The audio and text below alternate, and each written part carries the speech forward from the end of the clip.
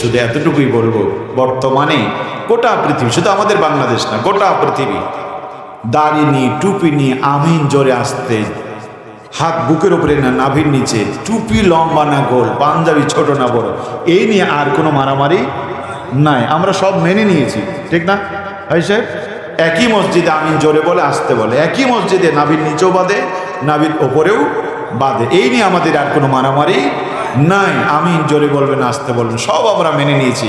গোটা পৃথিবীতে দাড়ি টুপি পাঞ্জাবি নিয়ে আর কোনো মারামারি নাই। গোটা পৃথিবীতে এখন একটাই মারামারি, দুনিয়া কি চলবে আল্লাহর আইনে নাকি মানুষের আইনে? বাংলাদেশে একই সিচুয়েশন।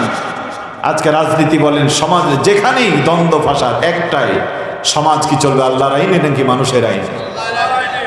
এই যে আল্লাহর আইনে চলবে, এটা হলো দাবি, এটার বিপক্ষে আর পক্ষে শক্তি, আর কোনো মারামারি নেই। এটা সমাধান হয়ে গেলেই আমাদের আর কোনো সমাধান থাকবে না। প্রিয় ভাইয়েরা, এই জন্য আল্লাহর আইনে ব্যক্তি চলুক, পরিবার চলুক, সমাজ চলুক, রাষ্ট্র চলুক, অকুনুমা সাদিকিন, জীবনের প্রতিটি ক্ষেত্রে আমরা সত্যবাদীদের সাথী হব।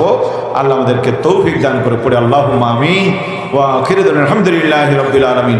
আসসালামু আলাইকুম ওয়া রাহমাতুল্লাহ। ভাই আর কোনো কথা?